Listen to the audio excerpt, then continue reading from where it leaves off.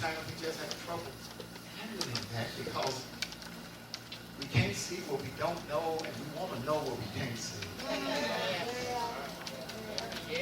God, can you just give me a map? Let me know that I'm going in the right direction. Can I see my blessing on it? Let me just get a glimpse of the blessing. Then I'll continue. And God said, no.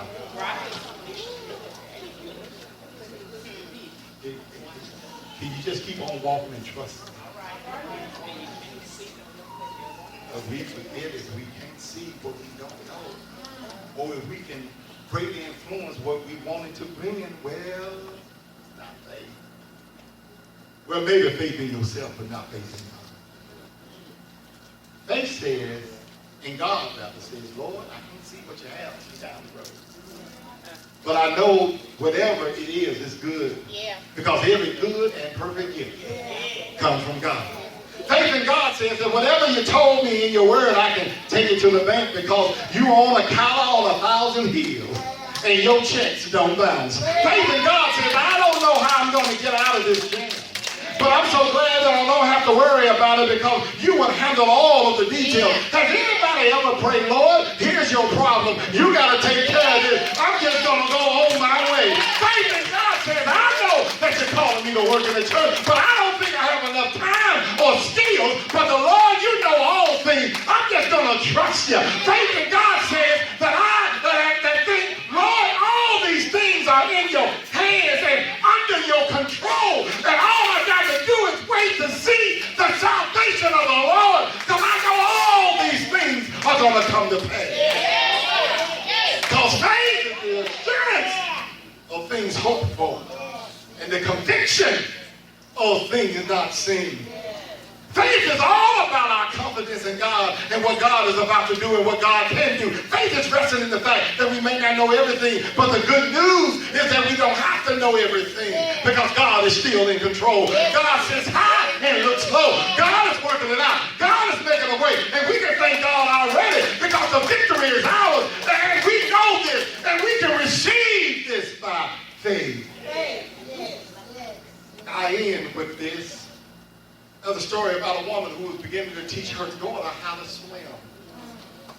Trying to make her daughter's fear of the water, trying to take away rather the fear of the water. Mom picks up the daughter in her arms, carries her out into the water, and they will always walk around the shallow end of the pool. And they would just laugh and giggle. And every now and then the mom would just splash water in the daughter's face. But one day, Mom went out to the deeper end of the pool with the daughter in her arms, and the daughter became scared and headed on leaving tighter because they're not in the shallow water anymore. They go into the 4 feet, 5 feet deep. The daughter started to panic, and her anxiety level went up because they were heading to the deep end of the pool. But as I think about it, if the girl would just have analyzed the situation, she would have realized there was no need for increased anxiety, fear, worry, or doubt. For you see, the water at any depth was over her head already, even in the shallow part. If her mama wasn't holding her up, she would have drowned it anyway.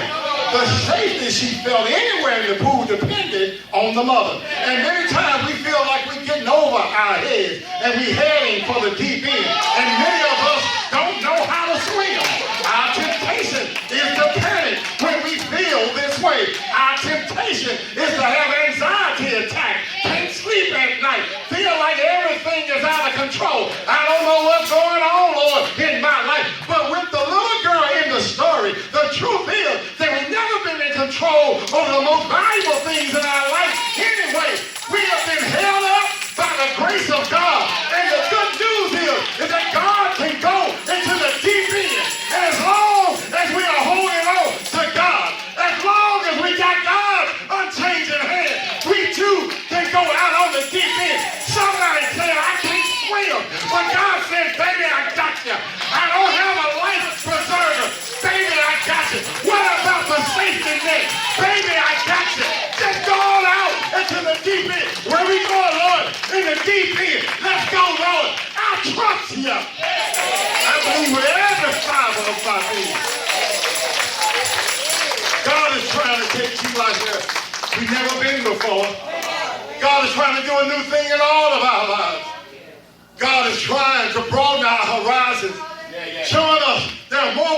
get the job done.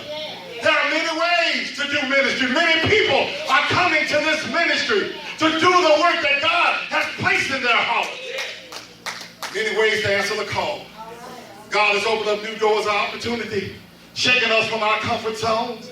God is in the process of teaching us that when we trust God in all that we do, and that includes your money, I'm going to get to that. Then we can be confident that we may not know what the future holds, but we do know who holds the future. But in order to achieve this confidence and belief, we must have faith. In good times and in bad times, we must have faith.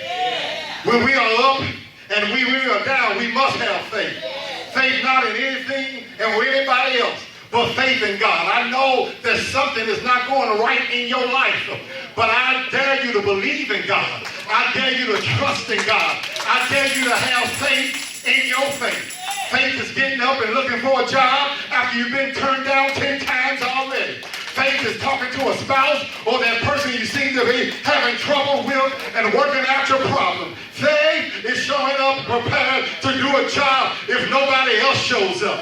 Faith is walking through fire and floods of life, knowing that somehow and some way God will make a way. In other words, faith is sustaining us through whatever you got to go through, knowing that God goes with us, act through us, lead us and guide us and keep us as we continue our journey. I trust that you have some faith, but I also declare and decree that you got some faith. And I dare you to trust God. I dare you to have faith in your faith, because if you have faith in your faith, you can make it and you can take it, and we all can be what God has called us to be.